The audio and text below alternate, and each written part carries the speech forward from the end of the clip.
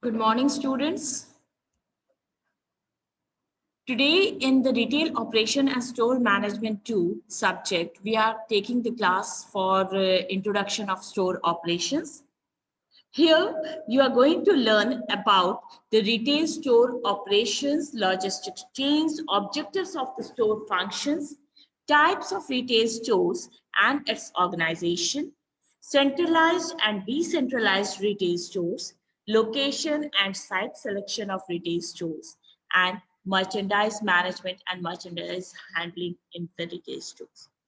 Students, we in the last semester we have been studying about the merchandise management and handling. But here now in retail management, we are going to learn about the store functions, objectives, and retail store types. Okay? Here in the logistics chain, here retail works with retailers in all channels who are facing a multiplicity of equipped challenges. Endeavors of the retailers is to enhance the process improvements which resulted in increased sales and reduced operating expenses for the clients. The team has decades of experiences assisting major retailers in all aspects of store operations. The skill set includes following thoughts. Here you can see the logistics chain: operational assessment, conversion rate assessment and improvement. I'm enlarging out this slide. You can see here operational assessment, conversion rate assessment and improvement, then workload and task balancing, functional schedules, labor functional schedules moves on to analytics, metrics, benchmarking, implementation of customized best practices, customer service measurement and improvement, labor management and scheduling solutions, procedural documentation, chain-wide rollout programs. So basically, operational assessment is assessment of the store operations from procuring the products to distributing, storing, and selling process, and then at last getting the inventory management from detail of financial transactions taken place. Okay, so logistics chain is all about handling the transaction assessment and financial uh, recording MIS of the retail store. Retail experts in store operations can provide assistance with respect to store vision and strategy, organization, operating metrics, coordination with upstream activities, service environment, and functional operation. Store performance improvement continuum, you can see here in this chart: operational effectiveness, best practices undertaken, labor management and scheduling system, and customer service excellence. So operational effectiveness is decided by the streamlined and organized execution of the merchandise management system with the best practices from typical retail performer, typical improvement range. Right people doing the right things at the right time is the logo of the labor management and scheduling system, and further providing an interpersonal environment that invites visitation and increases the sales. This is from the improvement delta to the star best in the class. You can see here typical retailer performer moving on with the best practices to the service excellence and reaching the star point. Moving on to the next slide. This is what we are going to do in the store operations from the logistics chain and activities of the logistics chain. Store operations enables retailers to make certain dependable implementation of their corporate strategy by all stores and pull through the sales they would have otherwise lost. Store operation comprises of task manager, that is closed loop task management, workforce manager, forecasting and preparation labor based on sales forecast, corporate initiatives, and employee skills and work predictions. Time and attendance for entry time, labor tracking, and time costing functionality.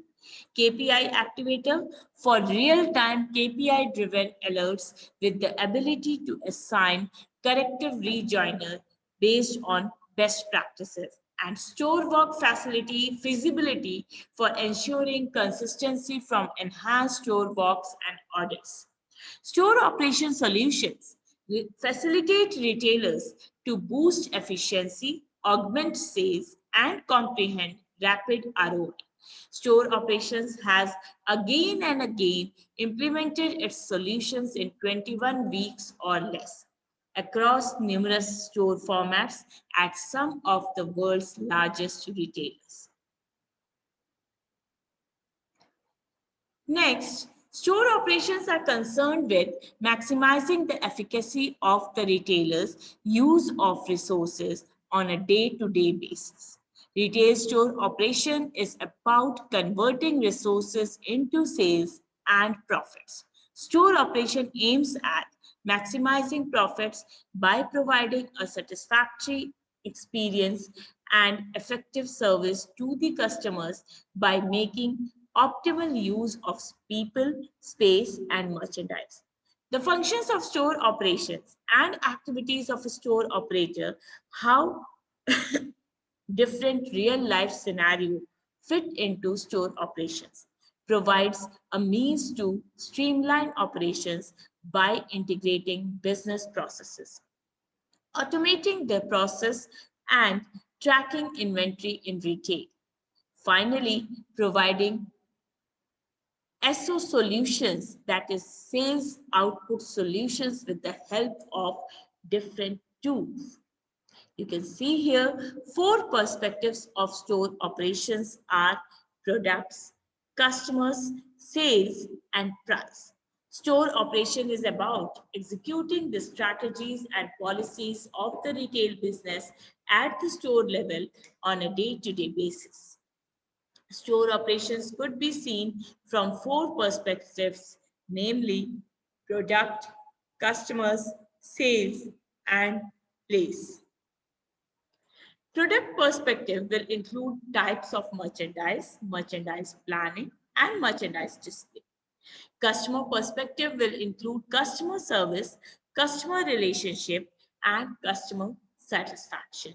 Sales perspective includes selling process, sales promotion, pricing, and discounting policies, while place perspective includes location, managing space, fixtures, and layout design, meeting statutory requirements of the place, etc. Logical activity flow of store operations. Logical activity flow is a kind of activity that links with one another and facilitate the store manager in finding out the responsibilities allocated to his or her downline. Store operations management system gives retail organization the type of information tools that retail blockbusters use, such as customer purchase histories, e-receipts, personalized marketing, even B2B e-commerce and CRM ERP connectivity.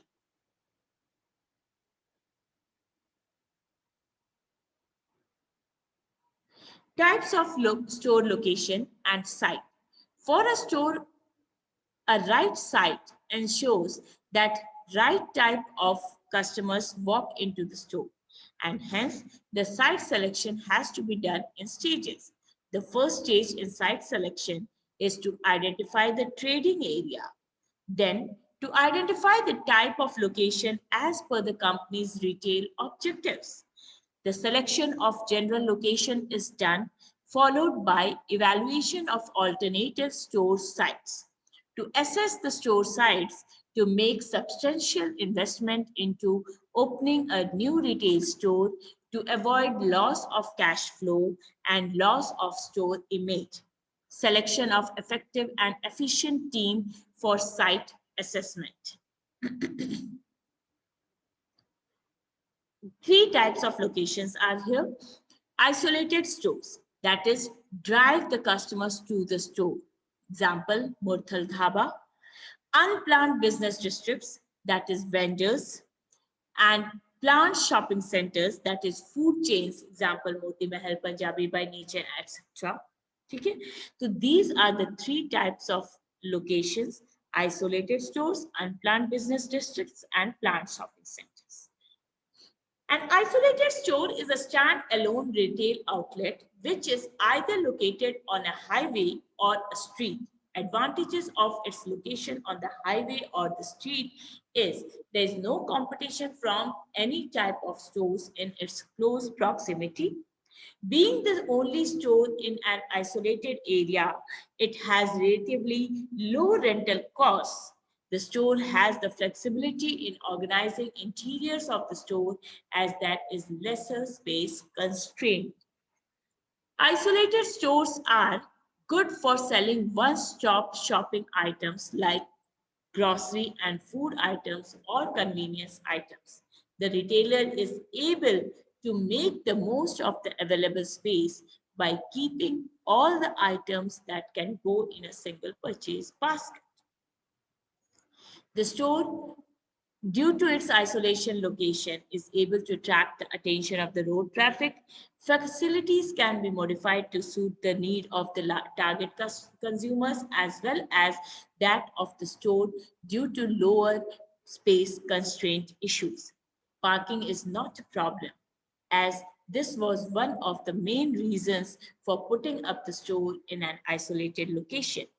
Cost reductions are possible due to low renters, thereby leading to lower prices. There are certain disadvantages also of the of this type of stores, which is located on the highway. It is difficult to attract the customers in the initial phase due to its location and being unknown to large customers. Now coming down to factors influencing the merchandising. The following factors influence retail merchandising: size of retail operations, shopping options. This includes issues such as how large is the retail business, what is the demographic scope of the business, local, national, or international, what is the scope of the operations, direct, online, with multilingual option, television, telephonic, how large is the store space, what is the daily number of customers the business is required to serve. Shopping options. Today's customers have various shopping channels such as in-store via electronic media such as internet, television, or telephone, catalog reference to name a few. Separation of portfolios depending on the size of retail business. There are workforces for handling each stage of merchandising, from planning, buying, and selling the product or service. The small retailers might employ a couple of persons to execute all duties of merchandising. There are two basic types of merchandise: staple merchandise and fashion merchandise. Staple merchandise has predictable demand, whereas fashion merchandise unpredictable demand. History of past sales is available for the staple merchandise, while it is not available for the fashion merchandise. It provides relatively accurate forecast in case of staple merchandise, while forecast sales is difficult in case of fashion merchandise.